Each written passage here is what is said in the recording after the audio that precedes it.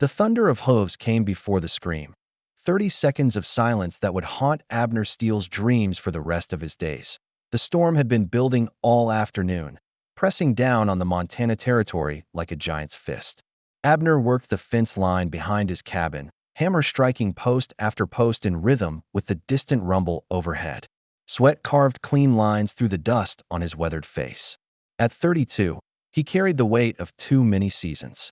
Alone, too many nights listening for his daughter's breathing in the room beside his own. "Papa, there's a lady coming up the road." Lydia Faye's voice cut through the prairie wind. His 8-year-old daughter stood on the porch, pointing toward the valley where a lone figure swayed in the saddle of a bay mare. Even from this distance, Abner could see the rider listing dangerously to one side. He dropped his tools and ran. The woman slid from her horse just as he reached her, collapsing into his arms like a broken bird. She was young, maybe 22, with auburn hair escaping its pins and a face pale as winter moonlight. Her traveling dress was torn at the shoulder, revealing a bandage stained with fresh blood. "Please," she whispered, her voice barely audible above the wind. They're coming." Abner's arms tightened around her slight frame. In the distance, thunder rolled across the sky, but his gut told him it wasn't just the storm approaching. "Who's coming, miss?" Her eyes fluttered open, green as spring grass after rain. "Minerva Dale. I'm a nurse from Billings. The Kincaid gang, they burned the clinic. Killed Dr. Hammond." Her fingers clutched at his shirt. "I have something they want." Lightning split the sky, illuminating the fear etched into every line of her face. Abner had heard whispers of Jasper Kincaid's gang, men who rode the territory like a plague, taking what they pleased and leaving nothing but ash in their wake. The kind of men who'd put a bullet in a woman's back without losing a moment's sleep. "Lydia, Faye, get inside and bar the door," he called to his daughter, who hadn't moved from the porch. The girl's eyes went wide, but she obeyed without question. She'd learned young that when Papa used that tone, asking questions could wait. Abner swept Minerva into his arms, carrying her toward the cabin. She weighed nothing, all bones and determination wrapped in torn cotton. "What do they want from you?" "Evidence," she gasped. "Letters. Proof that they're being paid by someone powerful. Someone who wants the railroad to come through specific land." She pressed a hand to her wounded shoulder. "I was caring for one of their men when he got drunk. Started bragging about the money they'd been promised." The cabin door slammed shut behind them, and Abner settled Minerva onto the worn leather sofa his wife had loved. Edith Maud had been dead 3 years now, claimed by the fever that swept through the territory like wildfire. Some nights, he still reached for her side of the bed, still heard her humming while she cooked breakfast. "Lydia, Faye, bring the medicine kit," he ordered, kneeling beside the sofa. His daughter appeared with the wooden box, her brown eyes, so like her mother's, wide with curiosity and concern. "Is the lady hurt bad, Papa?" "She'll be fine, little dove. But I need you to go pack your things, just in case we need to visit Uncle Ezekiel for a spell." Ezekiel Brandt lived 20 miles north, where the foothills met the sky. If trouble was coming, Abner wanted his daughter far from it. The thought of losing her, of failing to protect the one good thing left in his world, made his chest tighten like a fist. Minerva's hand found his wrist as he cleaned her wound. "I won't bring danger to your family. I can ride on, in this storm, with that shoulder." Abner met her gaze, saw the stubborn set of her jaw. "You wouldn't make it a mile before you bled out or froze to death. Besides, running never solved anything." He'd learned that lesson the hard way. When the fever took Edith Maud, he'd wanted to pack up Lydia Faye and head for California, start fresh where the memories couldn't follow. But a man couldn't outrun grief any more than he could outrun his own shadow. "Why help me?" Minerva asked, her voice soft but steady. "You don't even know me."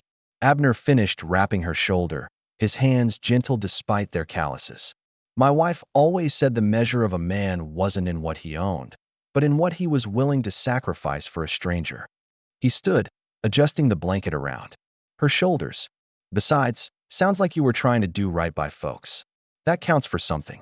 Thunder crashed overhead, shaking the cabin windows. Lydia Faye appeared in the doorway, her small traveling bag clutched in both hands. "Papa, I packed my Sunday dress and Mama's Bible, just like you taught me." "Good girl." Abner pulled her close, breathing in the scent of her hair, soap and sunshine and innocence. You remember what I told you about riding to Uncle Ezekiel's? Follow the North Star if it's clear, follow the creek if it's cloudy, and never stop for strangers. She recited the words like a prayer. But Papa, what about you? I'll be along directly. Just need to help Miss Minerva get back on her feet. Minerva struggled to sit up, her face pale but determined. I can't let you send your daughter away because of me. If the Kincaid gang finds us here, they won't find anything but an empty cabin, Abner said firmly. I'm taking you both to Ezekiel's. We'll leave within the hour. But even as he spoke, he knew they were cutting it close. The storm would provide cover, but it would also slow them down. And if Jasper Kincaid was half as ruthless as the stories claimed, he wouldn't let a little weather stop him from retrieving what he wanted. Minerva closed her eyes, and for a moment, Abner thought she'd fainted. Then she whispered, "They killed Dr. Hammond right in front of me. Shot him down like a dog because he tried to protect me." Her voice broke. "I should have died in that clinic." "But you didn't," Abner said quietly. "You fought. You survived. That tells me you're stronger than you know." Outside, the wind howled like something wild and hungry. Abner checked his rifle, counted his ammunition, and tried not to think about how long it had been since he'd fired a shot in anger. The war had ended over a decade ago, but some skills never left a man's bones. Lightning flashed again, and in that brief moment of illumination, Abner saw riders silhouetted against the ridge, 5 dark shapes moving through the storm like death itself. "Papa." Lydia Fay's voice trembled as she pressed her face against the window. "Those men on the ridge, they're not moving." Abner's blood turned to ice water. 5 riders sat motionless in the storm, positioned like sentinels against the gray sky, waiting, watching. The smart thing would be to assume they were just travelers seeking shelter, but Abner hadn't survived this long by assuming the best of armed strangers. Away from the window, little Dove. He kept his voice steady, but his hands moved with practiced efficiency, checking the loads in his Colt revolver. "Minerva, can you ride?" The young nurse struggled to her feet, one hand pressed to her bandaged shoulder. "I'll have to. But the letters, if they catch me, they'll kill everyone in this cabin to keep their secret safe."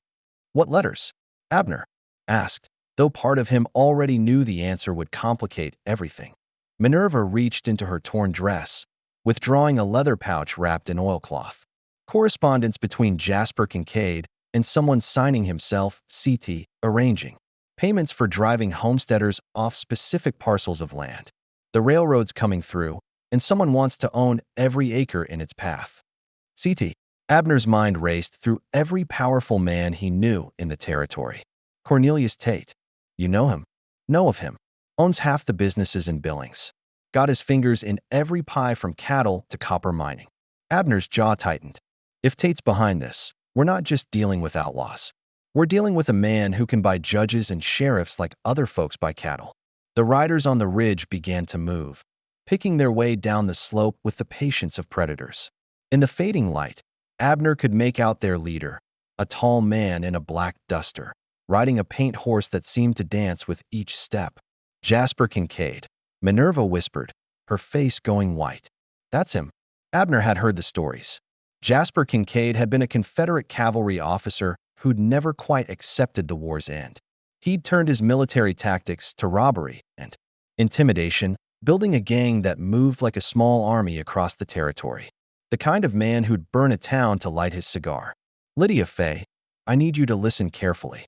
Abner knelt beside his daughter, gripping her small shoulders. "Take your bag and go to the root cellar. There's a tunnel Papa dug that leads to the creek. You remember where it comes out? By the big cottonwood tree." Her voice was steady, but tears tracked down her cheeks. "Papa, I don't want to leave you. I know, little Dove. But sometimes being brave means doing what's hardest." He pressed a kiss to her forehead, breathing in her scent one more time. "Follow the creek to Uncle Ezekiel's. If I don't come by dawn, you tell him everything you heard tonight." "What about Miss Minerva?" Abner glanced at the nurse, who was checking the loads in a small derringer she'd produced from her medical bag. "Miss Minerva and I have some business to finish with those riders. I won't hide while you face them alone," Minerva said, her green eyes flashing with determination. "These men killed Dr. Hammond. They burned down a clinic full of sick people. If I run now, they'll just find another innocent family to threaten. And if you stay, they'll kill us all." Abner's voice carried the weight of absolute certainty. "At least if you're alive, those letters might see justice done." The sound of hoofbeats grew closer, muffled by the storm but unmistakable. Abner counted them. 5 riders, just as he'd seen on the ridge. Professional men who'd learned their trade in war and perfected it in the lawless years that followed. "There's another way," Minerva said suddenly. "What if we give them what they want? The letters. Copies." She managed a weak smile. "I spent 3 years learning to read, and right before I took up nursing. Made copies of everything before I fled Billings. Hid the originals in Dr. Hammond's surgical kit." Abner stared at her. "You mean, the letters I'm carrying are decoys?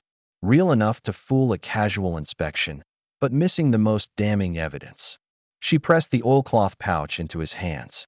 "If they think they've recovered their correspondence, they might leave us be. And if they don't, then we fight." The hoofbeat stopped just outside the cabin. Abner could hear the creak of saddle leather, the snort of horses, the low murmur of men's voices. Planning, deciding who would live and who would die. "This is your last chance, little dove," Abner whispered to his daughter. "Go. Now." Lydia Fay hugged him fiercely, then turned to Minerva. "Take care of Papa. He's all I got left." "I will," Minerva promised, and something in her voice made Abner believe her. The girl slipped through the cabin's rear door like a shadow, disappearing into the storm. Abner watched until she reached the root cellar, then turned his attention to the men outside.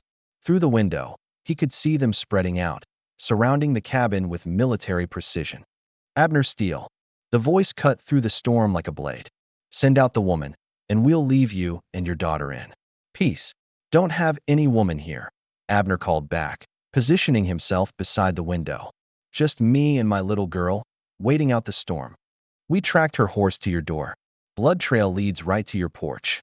The voice belonged to Jasper Kincaid, cultured, educated, with the kind of confidence that came from never losing a fight. "She's carrying something that belongs to my employer. Return it, and nobody has to die tonight." Minerva moved to the opposite window, her derringer steady in her grip. "How many men have you killed for Cornelius Tate's railroad dreams?" she shouted. Silence. Then laughter, cold as winter wind. "Smart girl. Yes, Tate pays well for clearing inconvenient obstacles." Kincaid's voice carried easily through the storm. "But he pays even better for permanent silence. Last chance, Steele. Send her out." Abner met Minerva's gaze across the cabin. In her eyes, he saw the same stubborn courage that had driven his wife to nurse fever victims even when the disease was burning through her own body. The same fierce determination that had made Lydia Fay face down a rattlesnake last summer to protect a wounded bird. "I've got something for you," Abner called out. "But you'll have to come and get it." The first gunshot shattered the cabin's front window, and in that moment, Abner realized the storm outside was nothing compared to the violence about to break loose inside. Glass exploded inward as Abner dove behind the heavy oak table his grandfather had built 40 years ago. The wood splintered under the impact of rifle bullets, but it held. Minerva pressed herself against the wall beside the shattered window, her derringer clutched in both hands. "They're not taking prisoners," she whispered, her voice steady despite the chaos erupting around them. Abner nodded grimly. He'd seen enough war to recognize the difference between men trying to capture and men trying to kill. These riders weren't here to negotiate. They were here to eliminate witnesses. "Kincaid," Abner shouted over the gunfire. "Thought you were a soldier once. This how you wage war on women and children?" "I'm a businessman now, Steele." Kincaid's voice came from the front porch, closer than before. "And dead witnesses can't testify." Another volley of shots peppered the cabin walls. Abner counted muzzle flashes. 2 men at the front windows, one circling toward the back door, another positioned by the barn. Where was the 5th man? His question was answered when boots thundered across the roof. Dirt and debris rained down from the ceiling as someone moved above them, looking for a way inside. "The chimney," Minerva breathed. Abner was already moving, grabbing a handful of kindling from beside the fireplace. The flames caught quickly, sending smoke billowing up the flue.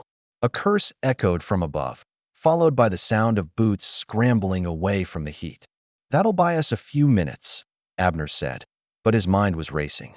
5 professional gunmen against a wounded nurse and a rancher whose reflexes weren't what they used to be.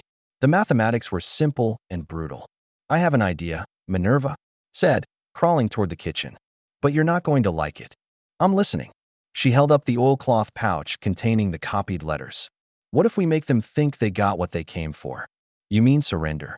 "I mean create confusion." Her green eyes gleamed with desperate intelligence. "If they think one of us is trying to escape with the letters while the other creates a distraction," Abner understood immediately. "They'll split their forces, give us better odds, or get us both killed faster." Minerva managed a weak smile. "But staying here is certain death. At least this way we're fighting back." The sound of splintering wood came from the rear of the cabin. They were breaking down the back door, no longer content to wait for surrender. Abner could hear Kincaid directing his men with the calm efficiency of a military commander. "Johnson, take the barn. Watch for runners. Pike, keep that front window pinned down. The rest of you with me." "How's that shoulder?" Abner asked Minerva. "Hurts like hell, but I can move." She checked her Derringer's loads. 2 shots. Make them count. "I'll take the letters and go out the front," Abner decided. "Draw their attention while you slip out the root cellar tunnel. Find Lydia Fay and get her to safety." "No." Minerva's voice was firm. "They know my face. They'll recognize me instantly. But you, in this storm, wearing a coat and hat, you might fool them long enough to matter." She was right, and they both knew it. Abner took the oilcloth pouch, his jaw tight with reluctance. Every instinct screamed against leaving a wounded woman to face armed killers alone, but sometimes survival demanded choices that carved pieces from a man's soul. "Give me 60 seconds," he said, pulling on his heavy coat. "Then make your move." "Abner." Minerva caught his arm as he reached for the door. "If something happens to me, tell your daughter that some fights are worth dying for." The back door exploded inward just as Abner burst through the front.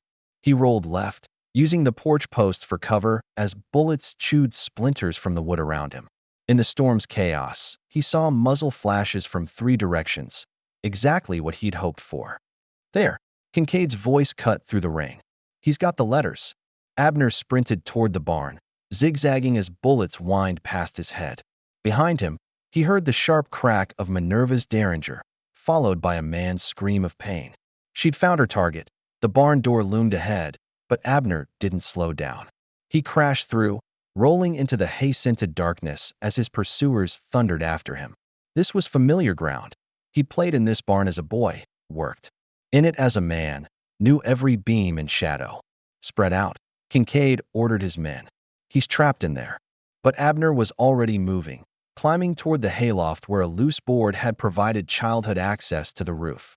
His hands found the familiar handholds, muscle memory guiding him through the darkness. Behind him, lantern light flickered.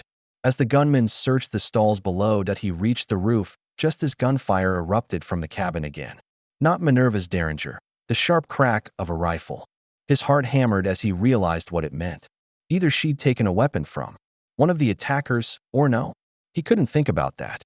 Not now. The storm provided perfect cover as he moved across the barn roof, then dropped to the ground near the creek. The oilcloth pouch felt heavy in his hands, not just with paper, but with the weight of lives hanging in the balance. He could hear Kincaid's men shouting, their voices sharp with frustration. The barn search was taking longer than expected, giving Minerva precious time to reach the tunnel. If she'd made it that far, lightning split the sky, illuminating the landscape in stark black and white.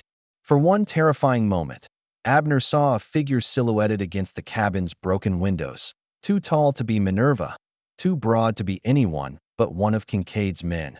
Then darkness returned, and he was running. Again, following the creek toward the cottonwood tree where the tunnel emerged. His boots slipped on wet stones, but he kept moving. Behind him, the barn erupted in shouts as someone discovered his escape route. The cottonwood loomed ahead, its massive trunk split by lightning years ago, but still standing. Abner reached the tunnel entrance just as a small figure emerged from the darkness, gasping and mud-covered. "Minerva? Here."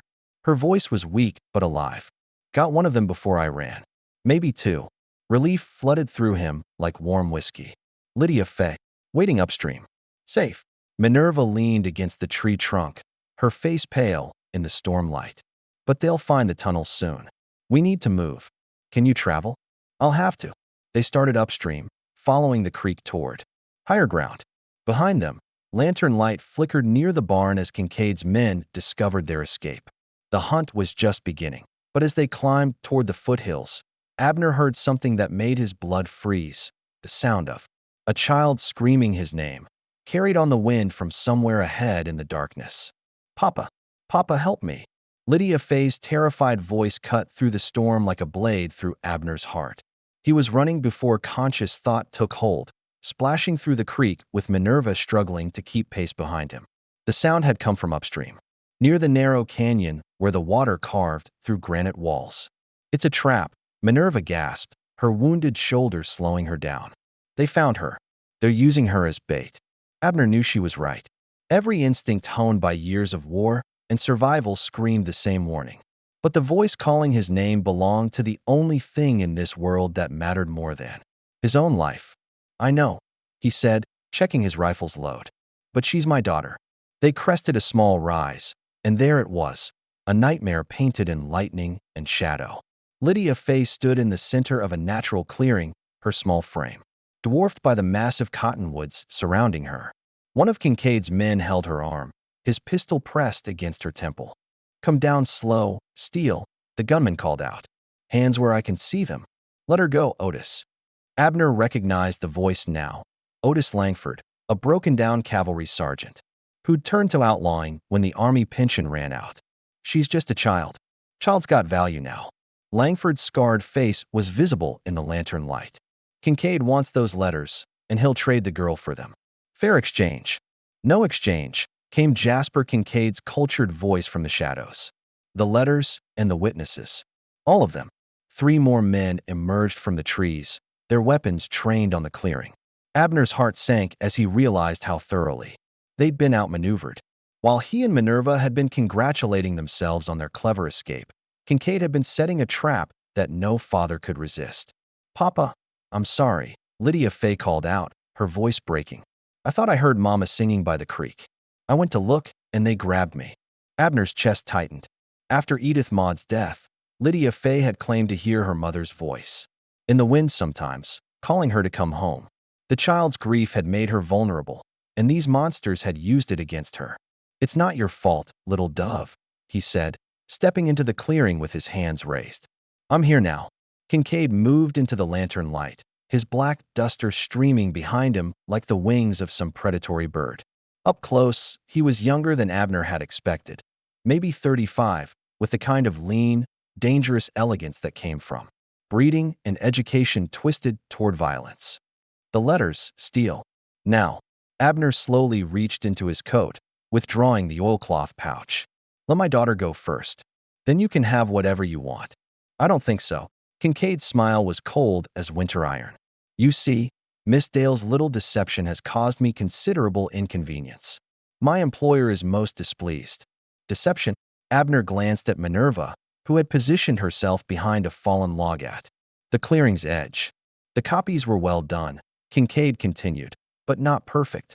Several spelling errors that don't match Cornelius Tate's usual correspondence, which means the real letters are still out there, still a threat to our operations. Minerva rose from behind the log, her derringer steady in her grip. The real letters are already on their way to the territorial marshal, a friend of Dr. Hammond's, a man you didn't know about. The lie came smooth and confident, but Abner could see the desperation behind it.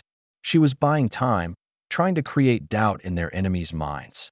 Interesting, Kincaid said. But even if that were true, it simply means I need to eliminate all witnesses before they can testify, starting with the child. No, Abner lunged forward, but Langford's pistol pressed harder against Lydia Fay's temple, stopping him cold. Easy, Steele. Your daughter's safety depends on your cooperation. Kincaid drew his own weapon, a polished Colt that caught the lantern light. Here's what's going to happen. You're going to tell me where the real letters are hidden. Then you're all going to have a tragic accident, killed by bandits while fleeing through the canyon. Lightning split the sky, illuminating the deadly tableau. 5 armed men, 1 wounded nurse, 1 desperate father, and a terrified child. The mathematics hadn't improved. I don't know where the real letters are. Abner said truthfully. Minerva never told me. Then Miss Dale will enlighten us. Kincaid's voice carried the patient menace of a man who'd broken stronger people than a small-town nurse. I have methods for encouraging honesty. The letters are in Billings, Minerva said, quickly, hidden in the ruins of the clinic. In Dr. Hammond's surgical kit, just like I said. Convenient. But I think you're lying. Kincaid nodded to one of his men. Gertrude, take the child to the canyon rim. If Miss Dale doesn't start telling the truth, throw her over. You bastard, Abner snarled, but 4 gun barrels swung toward him, freezing him in place. Gertrude, a hard-faced woman with dead eyes, grabbed Lydia Fay's other arm. The child struggled, but she was no match for an adult's strength. As they started toward the canyon edge, Lydia Fay's terrified gaze found her father's. I love you, Papa, she whispered. I love you too, little dove. Abner's voice broke. More than all the stars in the sky. That was when Minerva made her move. She dove from behind the log, rolling toward the nearest gunman while firing her derringer. The shot took him in the chest, spinning him around. Her second shot went wide, but the distraction was enough. Abner tackled Langford, driving his shoulder into the man's midsection. They went down hard, fighting for control of the pistol. Behind them, Lydia Fay broke free from Gertrude's grip and ran toward the trees. Get the child, Kincaid shouted, but his remaining men were dealing with their own problems. Minerva had taken a rifle from the dead gunman and was using it with deadly precision. Abner felt Langford's pistol discharge next to his ear, the muzzle flash blinding him. But his hands found the man's throat, and 3 years of grief and rage poured into his grip. Langford's struggles grew weaker, then stopped entirely. When Abner's vision cleared, he saw Minerva pressed against a tree, blood seeping through her dress. She'd been hit again, but she was still fighting. 2 of Kincaid's men lay motionless in the clearing. Enough, Kincaid's voice cut through the chaos. He stood 20 feet away, his Colt aimed directly at Lydia Fay, who cowered behind. A fallen log. Drop your weapons, or the child dies. But as Abner raised his hands in surrender, he heard the sound that changed everything. The thunder of approaching hooves, and a voice calling his name through the storm. Abner, hold on, brother. Ezekiel Brandt's voice boomed across the clearing, like the wrath of God himself. The sound of hoofbeats grew louder, not just one horse, but many. Through the storm came 6 riders, their rifles gleaming in the lightning, led by Abner's brother-in-law with his silver beard streaming in the wind. Territorial marshals, Ezekiel shouted as his men spread out, surrounding the clearing. Drop your weapons. Jasper Kincaid's head snapped toward the new arrivals, his cultured composure cracking for the first time. Impossible. There are no marshals in this territory. Deputy Marshal Ezekiel Brandt, the older man announced, his badge catching the lantern light. And you're under arrest for the murder of Dr. Hammond and the destruction of federal property. Abner felt his knees go weak with relief. Ezekiel had been a marshal before retiring to his mountain ranch. Apparently, retirement was over. But how had he known to come? Uncle Ezekiel. Lydia Fay broke from her hiding place, running toward the familiar figure. They hurt Papa and Miss Minerva. Kincaid's eyes darted between the marshals and his remaining men. The mathematics had shifted dramatically, 3 outlaws against 6 lawmen. But cornered animals were the most dangerous. Gertrude, take the girl, he ordered. We'll negotiate our way out. But Gertrude was already raising her hands, her dead eyes suddenly showing signs of life. I ain't dying for Cornelius Tate's railroad dreams, Jasper. Not today. Coward, Kincaid spat, but his other surviving gunman was following Gertrude's lead. In the span of seconds, the gang leader found himself alone against impossible odds. It's over, Kincaid, Ezekiel said, his rifle trained on the outlaw's chest. Drop the gun. Over. Kincaid laughed, a sound like breaking glass. You think arresting me ends this? Tate has judges in his pocket, senators on his payroll. I'll be free before spring planting.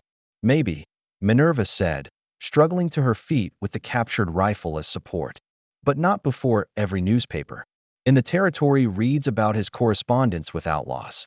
She reached into her medical bag, withdrawing a second oilcloth pouch. The real letters, gentlemen. Names, dates, payments. Everything you need to connect Cornelius Tate to every homesteader driven off their land. Every family murdered for railroad profits. Kincaid's face went white. You said they were in Billings. I lied. Minerva's smile was fierce despite her wounds. I'm a nurse, not a fool. I kept the originals close and sent copies to 3 different newspapers before I fled the clinic.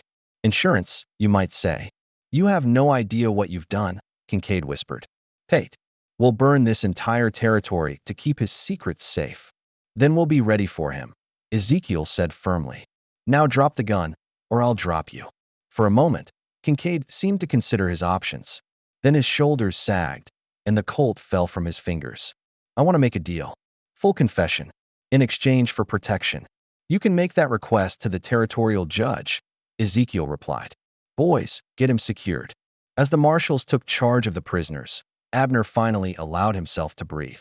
Lydia Fay was safe in his arms, her small body trembling against his chest. Minerva leaned heavily against a tree, but her eyes were bright with triumph. How? Abner asked his brother-in-law. How did you know? Ezekiel's weathered face cracked into a grin. Got a telegram 3 days ago from an old army friend. Seems someone's been asking questions about railroad land acquisitions. The territorial governor wanted marshals in the area, just in case. He glanced at Minerva. When I saw the smoke from your direction tonight, figured trouble had found us instead of the other way around. The real letters, Abner said to Minerva. Were you telling the truth about the newspapers? Partially. She winced as one of the marshals examined her shoulder wound. I did send copies to the Billings Gazette and the Helena Herald, but I kept the originals because I knew copies alone wouldn't be enough evidence. Smart thinking, Ezekiel said. These'll put Tate away for life, assuming we can keep you alive long enough to testify. We'll manage, Abner said firmly. She's under my protection now. Minerva looked at him sharply. I can't stay here. Tate will send more men. Then we'll face them together. Abner met her gaze steadily. Besides, Lydia Fay's taken a shine to you. Be ashamed to disappoint her. Papa, his daughter whispered. Is Miss Minerva going to be our family now? The question hung in the storm-swept air like a promise. Abner found himself studying Minerva's face, the stubborn set of her jaw, the fierce intelligence in her green eyes, the way she'd risked everything to protect strangers from injustice. That depends, he said slowly, on whether Miss Minerva wants to stay in Montana territory. Minerva's voice caught. I don't have anywhere else to go. The clinic's gone, Dr. Hammond's dead. But I won't be a burden on your family. Burden? Lydia Fay looked incredulous. Miss Minerva, you saved Papa's life. That makes you a hero. Out of the mouths of babes, Ezekiel chuckled.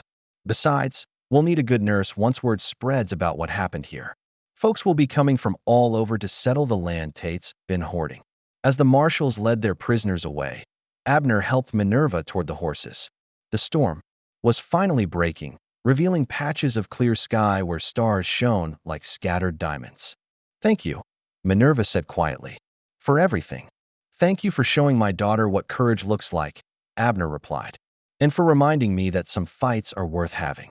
6 months later, the roses behind the cabin bloomed more beautifully than they had since Edith Maud's death.